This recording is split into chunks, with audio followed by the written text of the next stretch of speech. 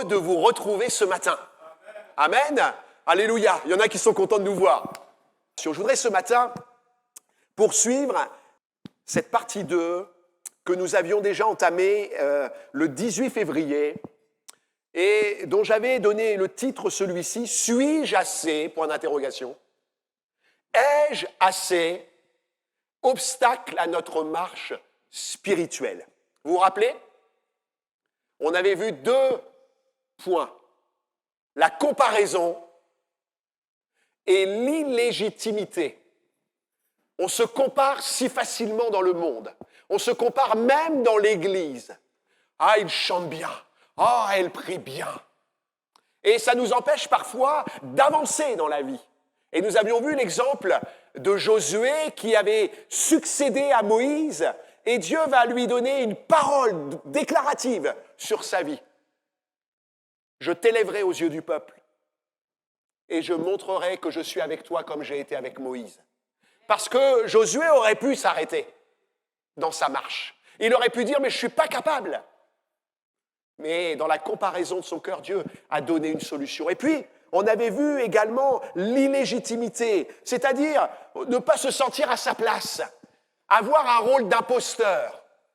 Vous connaissez ça?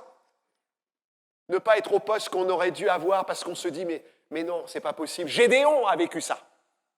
Il se sentait illégitime. Alors que l'ange de l'Éternel qui était venu va lui dire, héros, vaillant héros. Vaillant héros. Lui, il se voyait petit, il se voyait le plus petit de sa famille, la moins riche des familles d'Israël, mais il se sentait illégitime dans l'appel de Dieu. Mais Dieu va déclarer sur lui une parole d'encouragement. Il va le solliciter dans son service par l'autorité qu'il va lui accorder. Je voudrais voir ce matin 2 autres points. Vous vous rappelez le texte que nous avions pris en fil conducteur, 1 Corinthiens 15, verset 10. C'est Paul qui parle. Par la grâce de Dieu, je suis ce que je suis. Et sa grâce envers moi n'a pas été vaine. Loin de là. J'ai travaillé plus que tous, non pas moi toutefois, mais la grâce de Dieu qui est avec moi. Paul avait eu des combats dans son ministère. Paul avait eu ces obstacles devant sa vie. Mais il va triompher par la grâce de Dieu. Et ce matin, peut-être que nous sommes venus avec cet esprit de comparaison, d'illégitimité. Et ce matin, on va voir 2 autres points, les moyens et les forces qui sont à notre disposition. Et peut-être que ce matin, on se dit, mais moi, je ne suis pas à ma place. Je ne me sens pas comme le frère Untel qui a tellement bien prié ce matin. Et Seigneur, tu m'appelles à faire des choses, mais moi, je ne suis pas capable. Et dans ces obstacles de ce matin, j'aimerais nous encourager. Les moyens, ce que nous avons à disposition. Les étudiants vont dire, moi, je n'ai pas d'argent. Ceux qui sont sans travail vont dire, mais moi, je n'ai pas de rémunération, je n'ai pas de moyens, qu'est-ce que je peux faire pour Dieu? Les aînés vont dire, mais voilà, C'est un des obstacles les plus incommodants dans la marche spirituelle, les moyens. Voire paralysant. Certains vont se dire, mais moi, je n'ai pas poursuivi d'études. Certains vont dire, mais moi, je n'ai pas d'argent pour donner comme il faudrait. Et ça peut nous empêcher, à la fois individuellement et collectivement, d'avancer. Qu'ils soient en abondance ou absents, les moyens sont un obstacle. Le danger serait l'une des extrémités, avoir trop ou ne pas avoir assez. Vous connaissez ce verset de Proverbes, chapitre 30, verset 8-9 ? Ne me donne ni pauvreté, ni richesse. Accorde-moi le pain qui m'est nécessaire, de peur que dans l'abondance, je te renie. Et ne dise qui est l'Éternel, ou que dans la pauvreté, je ne dérobe et ne m'attaque au nom de Dieu. Les moyens à notre disposition sont parfois dans ces deux extrémités-là et il nous faut trouver l'équilibre. Seigneur, qu'est-ce que je peux faire pour toi? Comment puis-je avancer dans la vie pour toi, avec ce que j'ai entre les mains? Combien de fois le terme « comment » a émaillé les questions liées à nos projets? Comment? Comment construire? Comment évangéliser? Comment parlerai-je à cette personne, à mon travail? Avec quels moyens? La question des finances n'est-elle pas souvent au centre de nos préoccupations? Avec raison, certainement. Le serviteur d'Élysée, face au danger, s'exclamera « Ah, mon Seigneur, comment ferons-nous » Vous vous rappelez de ce passage? L'armée était là. Élisée avait une vision de la part de Dieu, mais son serviteur ne voyait rien. Et parfois, nous sommes aveugles des moyens que nous avons à portée de main, parce que Dieu est puissant. Nous pourrions définir les moyens ainsi. Ensemble des ressources, qu'elles soient financières, qu'elles soient matérielles, ou qu'elles soient humaines. C'est ça, nos moyens. Mais ce n'est pas tout. Nous oublions souvent, en tant que chrétiens, que ces ressources sont aussi spirituelles. Et parfois, nous nous arrêtons à ce que nous voyons. Nous sommes bloqués aux circonstances, aux moyens palpables. Mais Dieu a des ressources spirituelles. N'a-t-il pas dit dans Agé, chapitre 2, verset 8, « L'argent est à moi. L'or est à moi, dit l'Éternel des armées. » Dieu est celui qui pourvoit, mon frère, ma sœur. Il est celui qui est le Dieu de la providence. Et plus que cela, il est créateur. Et je crois que souvent, nous effaçons d'un coup de main ce terme créateur. Il est capable de créer de rien quelque chose qui va arriver dans notre vie. Vous le croyez? Moi, je le crois. Je le crois. Et parfois, nous sommes bloqués dans la vie spirituelle parce que nous regardons à ce qui nous entoure, mais nous oublions de regarder à Dieu qui peut tout.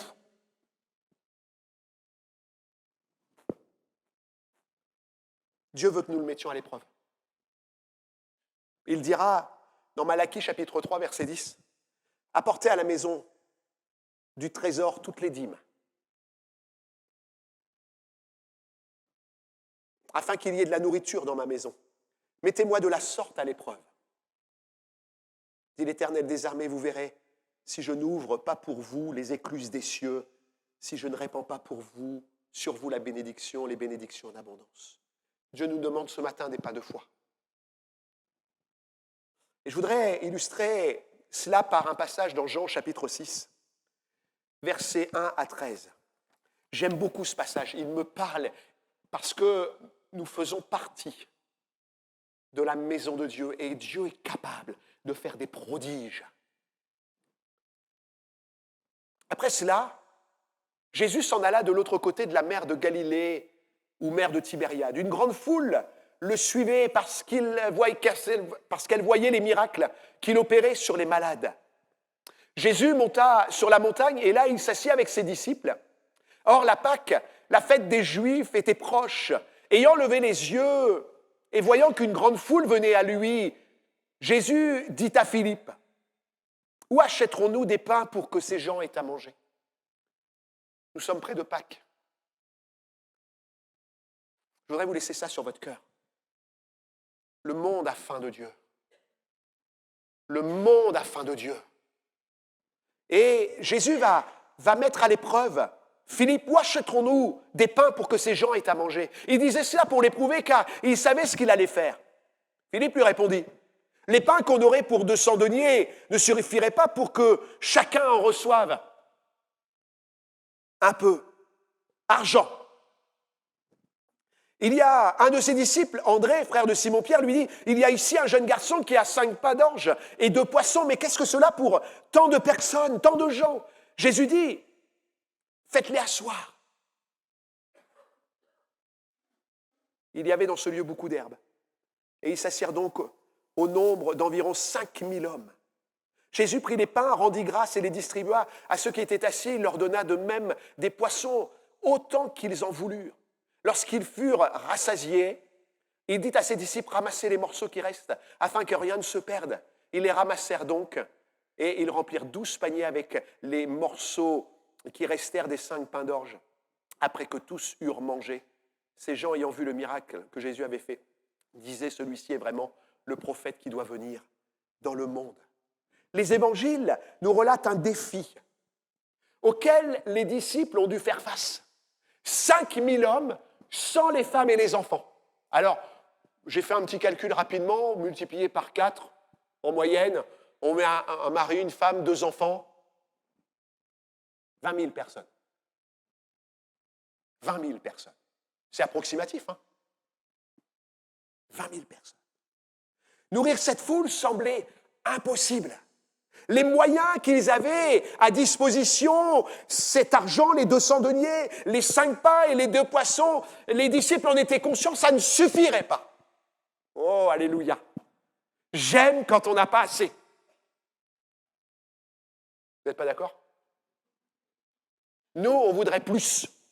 Monsieur Balzen, vous savez, il y avait une publicité à un moment donné, il s'appelait Monsieur Plus. Il fallait rajouter au biscuit apéritif un peu plus.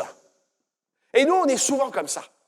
Mais Dieu nous appelle à dépendre de lui. Alléluia. Et ces hommes vont être conscients de ce qu'ils n'avaient rien.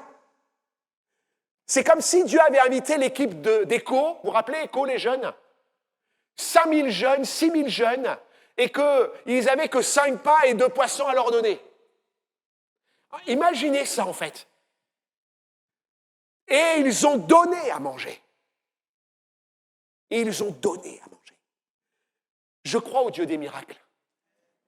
Amen. Je crois au Dieu des miracles. Je crois au Dieu qui multiplie. Je crois au Dieu qui fait venir un paquet devant ta porte quand tu as faim. Je crois au Dieu qui amène un chèque par la poste quand tu as besoin d'être vêtu. Et je crois que Dieu est capable, alors que tu te sens faible, sans moyens, de t'utiliser dans le monde où nous sommes. Dieu nous donne de surpasser l'obstacle des moyens par sa science et par la foi que nous plaçons en elle. J'ai beaucoup aimé ce passage où il est dit « Jésus dit cela pour l'éprouver à Philippe, car il savait ce qu'il allait faire. » Mon frère, ma sœur, ce matin, Dieu sait ce qu'il va faire avec toi, même si tu as peu. Même si dans l'église, tu te sens petit parce que tu as peu de moyens, parce que ta voiture, elle est toujours au garage, parce que tes vêtements ne sont pas à la dernière mode. Dieu sait ce qu'il va faire avec toi. Dieu sait le contenu de ton compte en banque, mais il sait que ce que tu donnes, c'est pour le bénir. Et il va faire des choses avec toi. Je voudrais vous dire ce matin, continuons à aller d'avancement dans la vie spirituelle, avec le peu de moyens que nous avons. Dieu n'est pas un Dieu limité. Nous sommes limités. Nous ne pouvons pas multiplier les billets de banque. On ne peut pas multiplier nos actions humaines, la fructification de notre argent sur un compte. Mais lui, il est capable de le faire. Un simple rappel de 2 Rois 7, verset 2. Vous vous rappelez de l'officier qui s'appuyait, dont le roi s'appuyait sa main sur l'officier? Un jour, Élisée va lui dire qu'à cette même heure, le lendemain, il y aurait de quoi manger parce que la ville était assiégée. Parce que le peuple se mourait dans la ville, parce qu'il n'y avait pratiquement plus de chevaux, parce que l'ennemi était autour, les Syriens étaient là. Et Élisée va proclamer une parole de la part de Dieu. Que le lendemain, à la même heure, il y aurait de quoi manger, de se nourrir. Et l'officier, sur la main duquel s'appuyait le roi, répondit, c'est affiché à l'homme de Dieu, quand l'Éternel ferait des fenêtres au ciel, pareille chose arriverait-elle. Et Élisée dit, tu le verras, de tes yeux, mais tu n'en mangeras pas, tu n'en profiteras pas. Il y a quelques semaines de ça, quelqu'un me disait que Dieu avait pourvu d'une façon miraculeuse à ses revenus, alors que son contrat avait pris fin et que le mois écoulé n'avait pas été fructueux pour lui pour des contrats. Eh bien, il recevait d'une agence un reste dû d'un précédent contrat. Comme cette somme devenait providentielle pour faire le salaire du mois. Dieu sait. Dieu a tout pouvoir. Et ce que nous n'avons pas, nous, en moyens, il est capable de les créer, de les faire naître et de faire converger les grâces. Vous croyez à ça? Moi, je crois à ça. On n'est pas capable d'imaginer ce que Dieu est capable de faire en partant d'un point A pour arriver à un point B. Et il va circuler, il va tout faire converger. Oh, je loue le Dieu providentiel de la grâce et des moyens. Dieu nous donne de surpasser, non seulement par sa science et la foi que nous plaçons en lui, mais il nous donne de surpasser également les obstacles par la prière et l'obéissance. Je ne sais pas vous, mais voyant 5000 personnes, enfin les hommes, c'est un peu les 20 000, d'accord? De dire, écoutez, vous allez les faire asseoir, on n'a que 5 pains, 2 poissons, on va leur donner à manger. Je ne sais pas si je serais resté. J'ai dit, écoutez les amis, au revoir, je vous laisse gérer ça. Eh bien non, parce que Dieu nous appelle à la prière et à l'obéissance. Je vais surpasser mon manque de moyens par la prière et l'obéissance. Ces hommes vont rester là devant Jésus qui va les inviter à prier, à réclamer la bénédiction. Et je pense que dans nos combats, dans nos manques de moyens, il nous faut prier et il nous faut obéir. La Bible dit, je reprends ce passage, Jésus dit à ses disciples, faites-les asseoir par rangées de 50 dans l'évangile de Luc. Ils firent ainsi, ils les firent tous asseoir. Jésus prit les 5 pains, les 2 poissons, et levant les yeux vers le ciel, il les bénit. Je crois que lorsque l'on obéit, je crois que lorsque l'on prie, Dieu est capable de multiplier les grâces à notre égard. Tu as peu de moyens, mais Dieu veut t'utiliser. Tu ne sais pas très bien t'exprimer, mais Dieu va t'utiliser. Je ne voudrais pas entamer la suite. Les disciples ont dû lui faire confiance. Ils ont été à la fois acteurs et spectateurs. Moi, j'aime bien dire à Gilbert, moi, j'aime bien être spectateur. Vous savez, on nous voit trop souvent sur l'estrade. Moi, je veux voir Jésus sur l'estrade. Amen. Je veux voir Jésus dans l'église. Les hommes, ça ne sert à rien. Mais la grâce de Dieu est plus importante. Amen. Et ils ont été à la fois acteurs, spectateurs. Ils ont fait confiance. Ils ont agi, ils ont obéi, ils ont prié, ils ont regardé. Et Christ a agi. Mon frère, ma sœur, ce matin, ne t'arrête pas dans la vie spirituelle. Parce que tu n'as pas de moyens. Ne dis pas, je ne peux rien faire. Ne dis pas, je n'ai pas assez d'argent. Vous savez, des fois, le malin, il nous accuse. En disant, mais tu n'as rien en fait, tu ne donnes rien. Mais Dieu sait. Jésus savait, quand la femme qui a mis quelques pites dans le tronc est rentrée, il a dit, ceux-là, ils donnent de leur superflu, mais elle donne de son nécessaire. Et cette femme, je crois, a été une bénédiction et elle parle encore aujourd'hui. Elle parle encore aujourd'hui à nos cœurs. Je voudrais nous laisser pour cet item, ce verset de Paul, qui avait appris dans ses épreuves. Et je lis dans la version Bible du Semeur, 2 Corinthiens 7, versets 8-9, que chacun donne ce qu'il aura décidé en son cœur, sans regret, ni contrainte, car Dieu aime celui qui donne avec joie. Il a aussi, et j'aime ça, parce que avant de recevoir, il faut que tu donnes, mon frère, ma sœur. Avant d'aller plus loin dans la vie spirituelle, il faut que tu te donnes. Et Paul poursuit, il a aussi le pouvoir de vous combler de toutes sortes de bienfaits. Alléluia. Ainsi vous aurez en tout temps et en toute chose tout ce dont vous avez besoin, et il vous restera encore du superflu pour toutes sortes d'œuvres bonnes. Seigneur, ce matin, je croyais que mon manque de moyens était une impossibilité pour te servir. Mais bien au contraire, je m'appuie sur la science que tu as, sur le pouvoir que tu as, Seigneur, je place mon obéissance pour toi, pour que tu agisses dans ma vie. Et que je vois que tu me bénis, Seigneur. J'ai transporté des personnes dans ma voiture, j'ai craint qu'elles tombent en panne. Mais tu m'as béni. Vous savez, Dieu nous demande de le mettre à l'épreuve.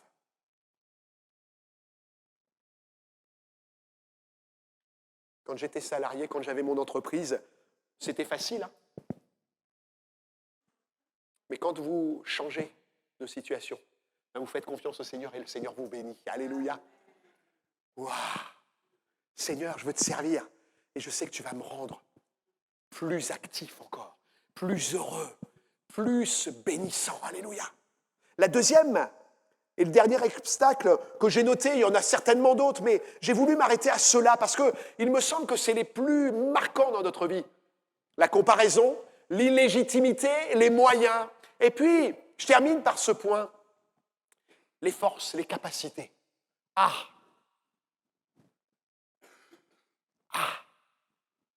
Seigneur, je n'ai pas les capacités. Qui n'a jamais dit ça? Ah, j'ai vu. Seigneur, je n'ai pas les capacités. Je ne me sens pas la force d'assumer cette action. Seigneur, tu vois mon âge. Alors que ce soit âgé ou que ce soit jeune. Seigneur, tu connais mon handicap. Sont autant de paroles ou de pensées que nous avons pu émettre. Et combien j'ai parfois émis ça et combien parfois je le fais encore d'une manière ou d'une autre face à nos défis. On est tous d'accord? Moïse, à l'appel de Dieu, a rétorqué. Je ne sais pas parler. Vous vous rappelez de ça? Ah Seigneur, je ne suis pas un homme qui ait la parole facile. Ce n'est ni d'hier, ni d'avant-hier, ni même depuis que tu parles à ton serviteur, car j'ai la bouche et la langue embarrassées.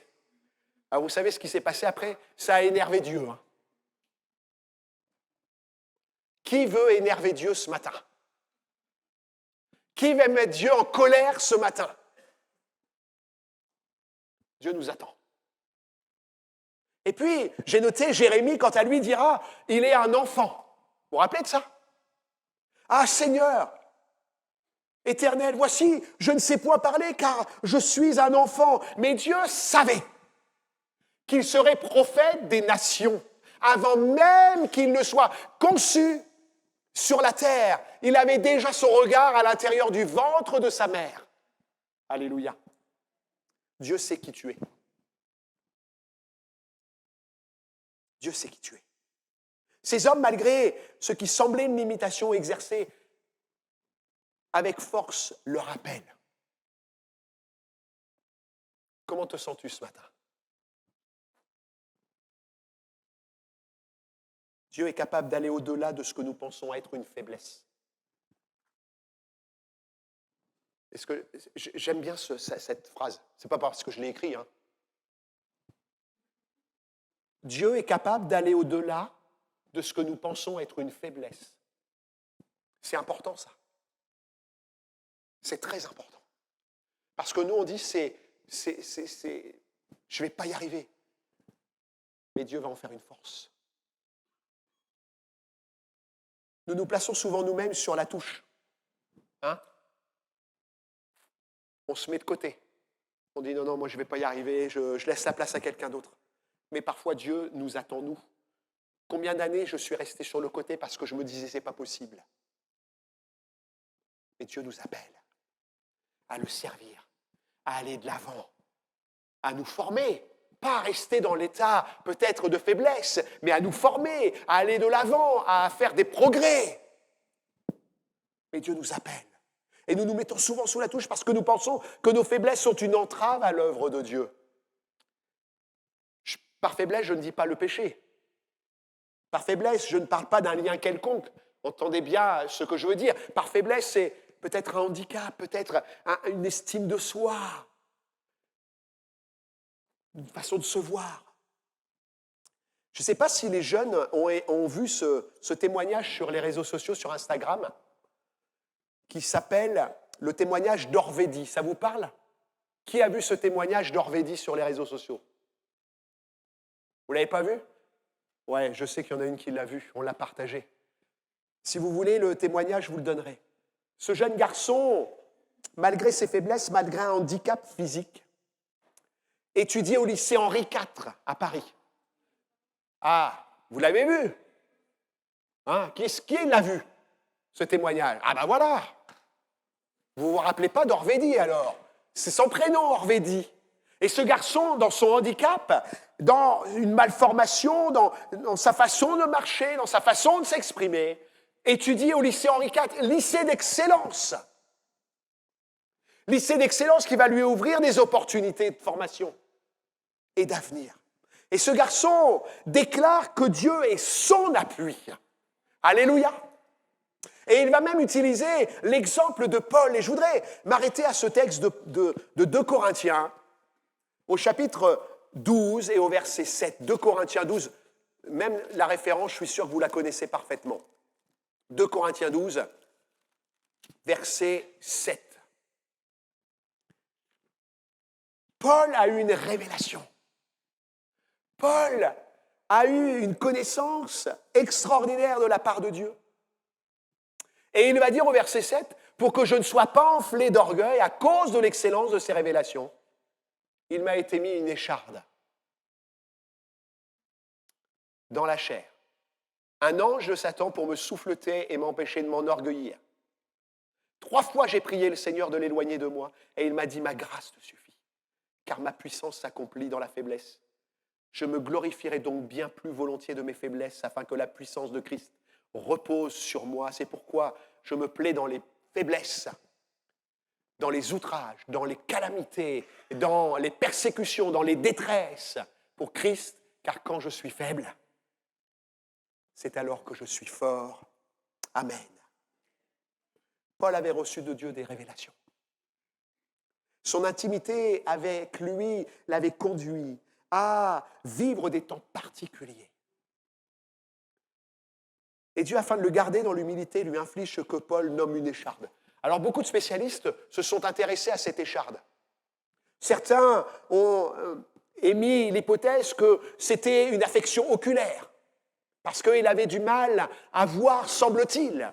D'autres, un déficit de taille, parce qu'il semblait qu'il soit de petite taille. Toujours est-il, Paul a poursuivi son ministère sans faiblir. Sans faiblir. Sans faiblir. Peut-être que ce matin, on se dit, mais moi, j'ai un bras qui fonctionne mal. Seigneur, moi, je n'ai pas fait d'études supérieures. Qu'est-ce que tu vas faire avec moi? Peut-être que quelqu'un se dit, mais moi, je suis trop âgé pour bénir l'Église, pour faire quelque chose dans l'Église. Peut-être que quelqu'un dit à l'inverse, je suis trop jeune. Je voudrais vous dire que Dieu nous donne de dépasser l'obstacle des capacités, de la force, par sa dépendance. Ce n'est pas à la force du poignet que tu vas faire l'œuvre de Dieu. Ce n'est pas par ton cerveau à 3 étages que tu vas faire l'œuvre de Dieu. Ce n'est pas parce que tu es belle, que tu es beau, que tu as un Apollon. Ah, il n'y a personne qui s'identifie là. Que tu vas faire l'œuvre de Dieu. Ce n'est pas par ta facilité à t'exprimer que tu vas faire l'œuvre de Dieu. Non, c'est par la dépendance. C'est par le fait que Dieu va conduire ta vie. Et parfois, Dieu nous met dans des états de faiblesse pour que nous ne tombions pas dans l'orgueil. Pour que nous puissions dépendre de lui. Et même si parfois on a de l'intelligence, Dieu va faire qu'il y ait une faiblesse en nous pour que nous ne tombions pas dans l'orgueil. Et j'ai noté ceci, Paul a accepté de se laisser porter par Dieu, Je me glorifierai donc bien plus volontiers de mes faiblesses, de mes persécutions, des détresses, pour que Christ, quand je suis faible, me donne alors sa force. Dieu sait qui tu es, qui je suis. Il connaît mes limitations, il connaît mes lacunes, il connaît aussi mes connaissances, mon potentiel, mes facilités. Et c'est alors qu'il nous en défait pour nous rendre vulnérables. Ah, on n'aime pas ça. Dépendant de Dieu, vulnérables. Ce qu'il désire est que nous dépendions de lui dans l'amour, la foi, la paix, dans sa puissance. Pierre a marché sur l'eau, non parce qu'il était Pierre. Vous êtes d'accord ? Pierre n'a pas marché sur l'eau parce qu'il était engagé dans la foi, parce qu'il était un des apôtres. Pierre n'a pas marché sur l'eau parce qu'il était le leader des autres. Pierre a marché sur l'eau parce qu'il a dépendu de Dieu, de Jésus-Christ. Il a dit, si tu es Jésus, ordonne. C'est pas pareil. Ordonne que je marche. Ordonne. Paul dira, 2 Corinthiens chapitre 3, versets 4-5, cette assurance-là, cette foi, cette facilité peut-être à prêcher l'évangile, cette assurance-là, nous l'avons reçue par Christ auprès de Dieu. Ce n'est pas à dire que nous soyons par nous-mêmes capables de concevoir quelque chose comme venant de nous-mêmes. Notre capacité, au contraire, vient de Dieu.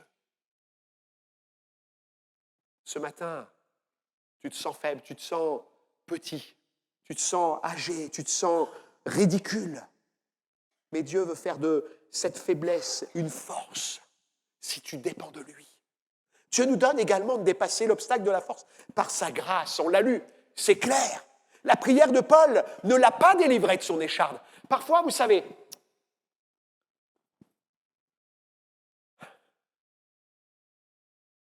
on prie, on insiste. Je crois que Dieu a un autre chemin.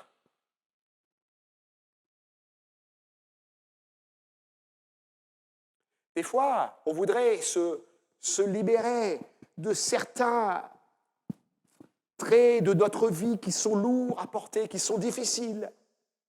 Et parfois, Dieu ne nous délivre pas de ce qui nous empêche de nous éloigner de lui. Est-ce que je suis clair ?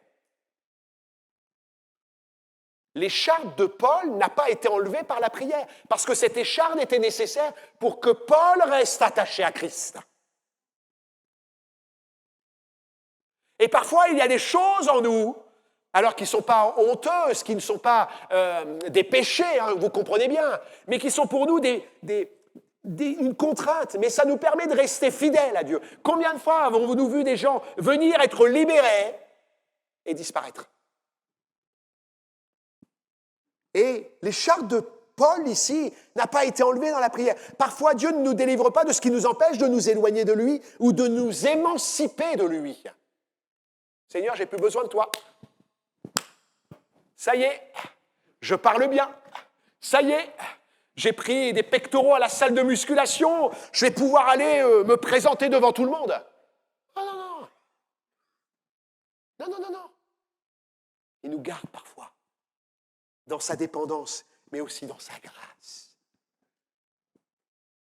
Peut-être que quelqu'un est né avec une difficulté, un problème, un souci dans son corps, quelque chose qui le handicape, quelque chose qui est là, qu'il sait. Mais Dieu veut faire de toi, dans sa grâce, un instrument entre tes mains. Je voudrais dire à quelqu'un ce matin, ne regarde pas ton handicap. Ne regarde pas à ce qui t'a affaibli dans le passé et qui est là comme un souvenir de la grâce de Dieu. Mais regarde-le comme une force. Regarde-le comme quelque chose qui va t'amener à le servir, à rentrer pleinement dans la vie spirituelle. Paul aurait pu tomber dans l'orgueil. Samson s'est appuyé sur sa force. Ouais, je m'en sortirai comme les autres fois. Il avait oublié que Dieu s'était retiré de lui.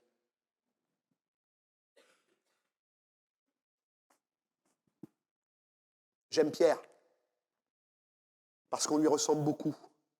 J'aime Pierre parce que Jésus va lui apprendre la grâce lors de la première pêche miraculeuse. Vous vous rappelez de ça? Jésus prêche et il est sur le bord, là, et il voit une barque, il dit, bon, emmenez-moi dans la barque parce qu'il va utiliser la réverbération de l'eau pour porter sa voix. C'était comme ça que ça fonctionnait en fait. Sa voix portée sur l'eau, ça répercutait pour la foule. Et puis, à un moment donné, lorsqu'il a fini de prêcher, il dit à Pierre, qui était dans la barque avec lui, c'était un des pas trop pêcheurs, il va lui dire, Pierre, allez, avance en pleine eau, jette ton filet. Seigneur, tu sais que je suis pas trop pêcheur, c'est la nuit qu'on pêche, là c'est le jour, les poissons sont partis, la chaleur est là, et tu me demandes d'aller plus loin, ça va pas là.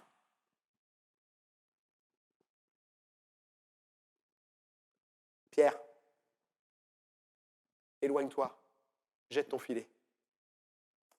Et Pierre va apprendre.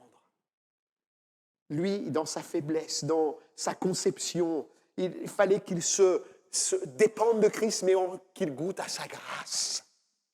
Je voudrais vous dire, Église de Dieu, mes frères et mes sœurs, ce que j'aime, c'est dans sa dépendance, c'est dans sa grâce que nous allons conquérir. Lorsqu'il eut cessé de parler, il dit à Simon, avance en pleine eau, jetez vos filets pour pêcher. Et Pierre va dire, Seigneur, sur ta parole, je jetterai le filet. Vous savez ce qui s'est passé? Il n'a pas pu retirer le filet, il a été obligé d'amener ses collègues, ses amis, et il va tomber sur ses genoux en disant, Seigneur, je suis un homme pécheur. Et vous savez ce qu'il va faire, Jésus? De ces pêcheurs de poissons, il va en faire des pêcheurs d'hommes. Je voudrais dire à quelqu'un ce matin, Dieu t'appelle à être un sauveur d'âme. Pas le sauveur, mais un pêcheur d'âme, un sauveur d'âme. Malgré peut-être ton handicap, malgré peut-être tes conceptions, c'est par grâce que nous sommes sauvés, par le moyen de la foi. Tout est grâce ce matin. Ma vie est grâce. Mon travail est grâce. Mes biens sont grâce. Mes vêtements sont grâce. Ma famille est grâce. Mes enfants sont grâce. Seigneur, je veux dépendre de toi. Je veux aller plus loin. Seigneur, je ne veux pas m'arrêter à mes faiblesses ce matin, à mes capacités, à mes moyens. Jean laisse ces versets. Je vous ai écrit, jeunes gens, parce que vous êtes forts et que la parole de Dieu demeure en vous et que vous avez vaincu le malin. Nous sommes ses enfants. Nous sommes forts. Malgré peut-être des imperfections dans notre corps, des imperfections dans notre savoir. Mais Dieu veut nous utiliser. Alors je conclus. Comparaison, illégitimité, moyens, capacité sont autant d'obstacles pour la vie chrétienne, pour la progression. Vous savez, on parle beaucoup de progression dans nos réunions en ce moment, dans la marche spirituelle, dans la foi, dans la vie que Dieu nous a préparée. Cependant, face à chacun de ces obstacles, eh bien, il se propose à nous, par son amour. Est-ce que nous l'aimons comme il nous aime? Il se propose à nous par son autorité. Est-ce qu'il a autorité dans nos vies comme il le voudrait? Il se propose à nous par sa grâce. Est-ce que sa grâce, à notre égard, a tout accès? Vous savez, des fois, on a péché, on a un passé qui est là, et on se dit, mais moi, je ne mérite pas la grâce. Paul l'a dit, ça. Et si on avait lu les versets qui précèdent, il aurait dit, je suis le premier des pécheurs. Et parfois, on interdit la grâce de Dieu dans nos vies. On interdit que Dieu nous pardonne. On interdit que Dieu nous aime. On interdit qu'il puisse avoir toute autorité sur notre vie parce qu'on ne se sent pas digne. Mais lui, il veut cela. Sa grâce, notre dépendance à lui, notre obéissance, notre foi. Quels que soient les défis qui sont devant nous ce matin. Qui n'a pas de défi ce matin? Défi d'études, défi de travail, défi de se dire ah, j'ai un poste, mais est-ce que je suis au bon poste? Est-ce que je ne suis pas un imposteur? Vous savez, aujourd'hui, on ne regarde plus au diplôme, on regarde aux compétences. Et parfois, on se dit mais moi, j'ai pas fait et si j'ai l'EC, j'ai pas fait les mines, j'ai pas fait Harvard. Mais si Dieu t'a choisi, dans le poste qu'il a devant toi, pourquoi tu dis que tu n'es pas à ta place? Si Dieu veut bénir l'endroit où tu t'as affecté, si Dieu t'a placé dans un endroit pour bénir, pourquoi tu refuserais? Quels que soient les défis qui sont devant nous ce matin, je vous laisse de la part de Dieu ce verset. Ne crains rien. Ne crains rien. Car je suis avec toi. Ésaïe 41, 10. Ne promène pas des regards inquiets. Je voudrais laisser ce verset à quelqu'un ce matin. Ne promène pas des regards inquiets. Ne calcule pas. Ne cherche pas à faire des équations à trois inconnus. Car je suis ton Dieu, dit le Seigneur. Je te fortifie. Alléluia. Il me donne la force. Il me donne son appui. Je viens à ton secours.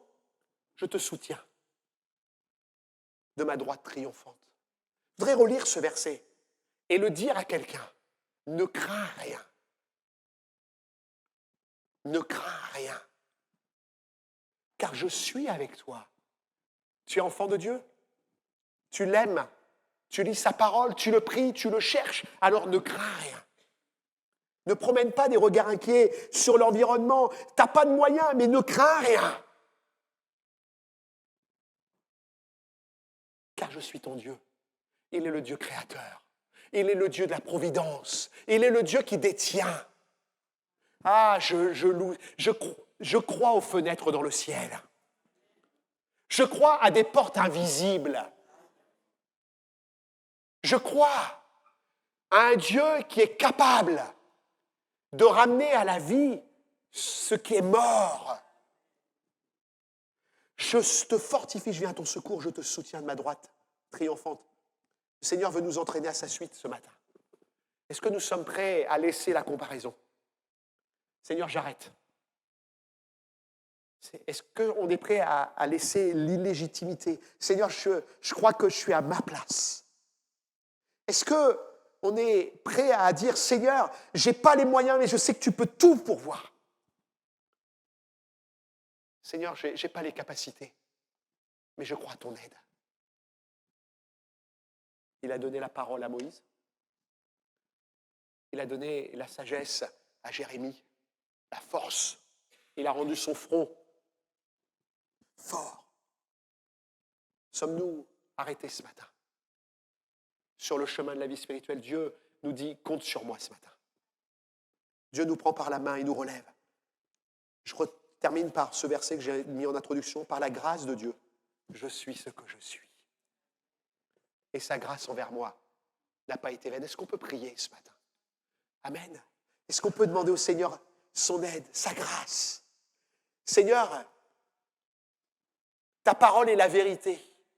Seigneur, nous ne nous adressons pas à un Dieu limité, à un Dieu distant, à un Dieu ignorant, mais on s'adresse à un Dieu qui a toute sagesse, toute intelligence, tout pouvoir. Tu es l'alpha et l'oméga, le commencement et la fin. Et rien ne t'est inconnu, rien ne t'est caché. Et dans le ciel, tu vois chacune de nos vies.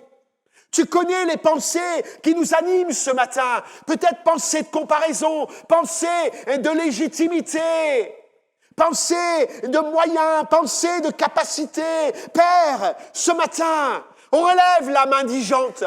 On relève le cœur affaibli. On relève celui qui se culpabilise, celui qui est dans une attente et qui se met à pas et qui se dit « mais moi je n'ai rien à faire, je ne serai pas capable de le faire ». Père, ce matin, tu nous donnes ton autorité. Tu nous donnes ta parole. Tu nous donnes de comprendre qui tu es. Seigneur, nous sommes tes enfants. Tu nous as donné un héritage. Seigneur, je ne veux pas le gâcher. Je ne veux pas l'amoindrir ce matin. Mais je veux le considérer comme tel dans ma vie. Seigneur, mes faiblesses humaines ne sont pas un problème pour toi. Seigneur, mes moyens humains ne sont pas un problème pour toi. Mes capacités ne sont pas un problème. Le regard sur les autres n'est pas un problème parce que tu me dis, toi, suis-moi. Père, ce matin, par ton esprit, parle à un cœur. On relève une âme ce matin. Et montre ta gloire dans une vie, dans une famille. dans un couple ce matin, qui peut-être est déprimé et qui est peut-être ce matin dans le questionnement. Tu es celui qui ouvre des portes dans l'invisible. Tu es le Dieu qui ouvre des fenêtres. Et Seigneur, dans le ciel, je crois à ta providence, je crois à ta puissance. Tu es le Dieu incomparable, inébranlable, admirable.